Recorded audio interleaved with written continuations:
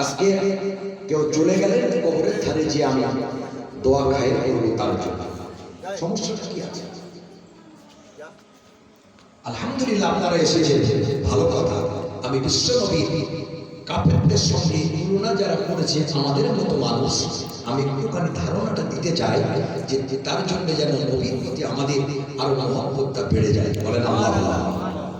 নবীর প্রতি মহব্বত চায়ের দোকানে আলোচনা হচ্ছে, কেউ একজন আপনাকে প্রশ্ন করল, আপনাদের জগৎগুরু রাসূলুল্লাহ জনাবে মুহাম্মদ রাসূলুল্লাহ সাল্লাল্লাহু আলাইহি সাল্লাম যত সময় নবী পাকের নাম শুনবেন অন্ততপক্ষে সাল্লাল্লাহু আলাইহি সাল্লাম বলবেন।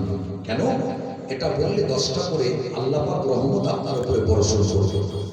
কথা বুঝতে পারছেন আমার ভাইরা?